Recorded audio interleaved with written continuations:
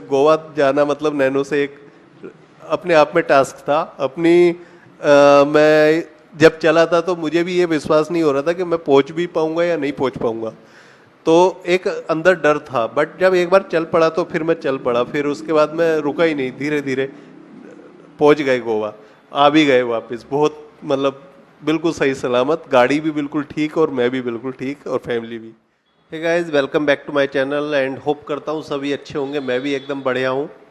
और आज की जो मैं वीडियो बना रहा हूँ वो मैं बना रहा हूँ नैनो से रिलेटेड। मतलब बहुत सारे क्वेश्चन आते हैं, बहुत सारे कमेंट्स आते हैं मेरे वीडियोस पे कि सेकंड हैंड नैनो खरीदनी है, कैसे खरीदें, कौन सा मॉडल खरीदें, कितने प्राइस में खरीदें।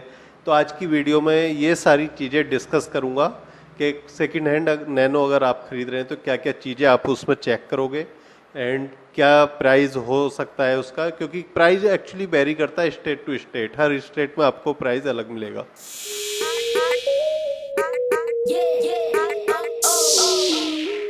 तो सबसे पहले मैं बात करनी चाहूँगा कौन सा मॉडल आपको टाटा नैनो का खरीदना चाहिए, स्पेशली क्योंकि बहुत सारी चीज़ें थी जो अपग्रेड हुई, टाइम टू टाइम अपग्रेड होती गई। और टाटा ये हमेशा करता है, वो अपनी गलतियों को ना सुधारने के लिए चीज़ों को अपग्रेड करता है।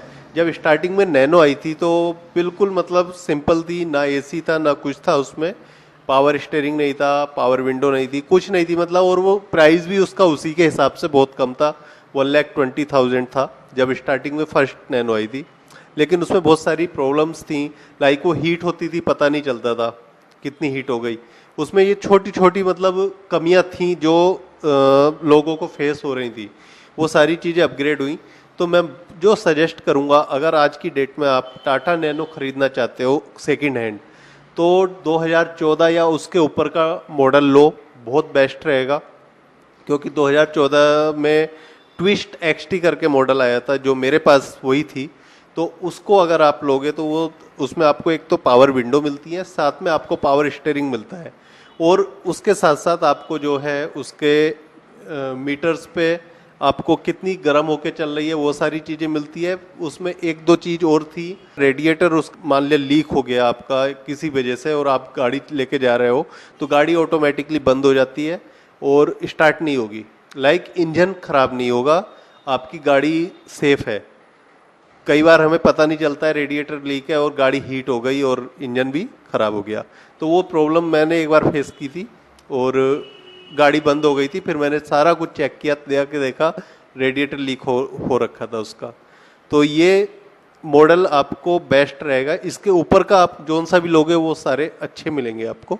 उससे नीचे वालों में मैं इसलिए सजेस्ट नहीं कर रहा हूँ क्योंकि उससे नीचे के जो मॉडल हैं उनमें छोटी छोटी चीज़ें हैं, जैसे कि किसी में पावर स्टीयरिंग नहीं है, किसी में पावर विंडो नहीं है। तो आप जाने को जा सकते हो, एसी वाले मॉडल के साथ जा सकते हो। तो लाइक आप LX मॉडल भी इसका ले सकते हो, वो भी ठीक है। उसमें आपको एसी वगैरह सारे फीचर्स ऑलमोस्ट मिल जाते हैं, सस्ता भी पड़ जाता है। लेकिन बेस्ट जो है ट्विस्ट XT, उसके ऊपर आप जो भी लोगे वो मुझे सबसे मतलब बेटर लगते हैं। सेकंड चीज़ जो आपको उसकी चेक करनी है, उसका चेक करना है ओडोमीटर पे कितनी रीडिंग है और वो जेन्युइन है या नहीं है। कई बार क्या होता है वो पीछे भी हो जाती है रीडिंग। तो इस तरह के काफ़ी मतलब केस होते हैं। तो वो चेक करना है आपको कितनी उस पर है, कितनी सर्विसेज हुई है गाड़ी की, सर्विस कहाँ पे हुई है। सर्विस रिकॉर्ड जरूर चेक करना है आपको। सर्विस रिकॉर्ड चेक करोगे तो बहुत सारी चीज़ें पता चल जाती है, गाड़ी में क्या काम हुआ है क्या नहीं हुआ है। आप शोरूम पे टाटा मोटर्स पे जाके उस गाड़ी का नंबर डलवा के आप कंप्यूटर पे चेक कर सकते हो कि कितनी सर्विसेज हुई हैं, क्या क्या काम हुए हैं। कोई एक्सीडेंट का काम हुआ है तो वो भी उसमें शो हो जाएगा आपका। अगर गाड़ी का कोई एक्सीडेंट हुआ है या फिर गाड़ी का और वो इंश्योरेंस से क्लेम किया है तो वो टाटा मोटर्स वाले उसमें बता देंगे वो सारा कुछ। थर्ड चीज़ जो आपको चेक करनी है, इंजन की कंडीशन चेक करनी है ज़रूर। देखो बाहर की तो सारी कंडीशन आपको ऑलमोस्ट दिख ही जाती है, जो बॉडी पे डेंट वेंट वो सब चीज़ें तो आपको दिख जाती हैं। लेकिन इंजन को आपको चेक करना है एक बार खोल के ऊपर से। उसका बोनट पीछे से, सीट के पीछे से खुलता है और वहाँ से खोल के उसके इंजन में सारी चीज़ें चेक करनी है। कोई साउंड तो नहीं आ रही है। स्टार्ट करने के बाद वो बोनट खोल के स्टार्ट करके तब आप वहाँ पे आराम से चेक करो, चला के देखो पूरे अच्छे से, उसकी टेस्ट ड्राइव भी लो और वहाँ पे चेक करो कोई अजीब सी आवाज़ तो नहीं आ रही है, लाइक टाइमिंग चेन वगैरह या इस तरह की कोई दिक्कत तो नहीं आ रही है। इंजन ऑयल उसका चेक करो कि वो कितना पुराना है, सर्विस कब हुई है, कूलेंट वगैरह ये सारी चीज़ें आप चेक करो। कूलेंट अगर डाउन लग रहा है आपको, दैट मीन गाड़ी गर्म होके चली है बहुत ज़्यादा। कूलेंट जब भी कम होता है जब गाड़ी गर्म होती है बहुत ज़्यादा। और बाहर की सारी कंडीशन चेक करो गाड़ी की, बाहर से मतलब चारों तरफ से एक बार देखना है आपको गाड़ी को कि गाड़ी कोई एक्सीडेंटल तो नहीं है या फिर कुछ कहीं पर रीपेंट तो नहीं है बहुत ज़्यादा।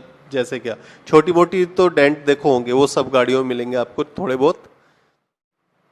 एंड गाड़ी के टायर की कंडीशन जरूर चेक करो, टायर कितने घिसे हुए हैं कितने नहीं, तो उससे बहुत सारी चीज़ें पता चल जाती हैं गाड़ी कैसी है, चल रही है नहीं है। और जो मैं सजेस्ट करूंगा वो सजेस्ट करूंगा रनिंग गाड़ी लो आप, ना कि खड़ी हुई। बहुत से कहते हैं कि गाड़ी जी मेरी खड़ी है 1 साल से 2 साल से 3 साल से और मैं बेच रहा हूँ, सस्ते में गाड़ी मिल रही है। दैट मीन खड़ी है तो उसमें कहीं ना कुछ प्रॉब्लम जरूर होती है और आपको उसमें फिर पैसा लगाना पड़ता है।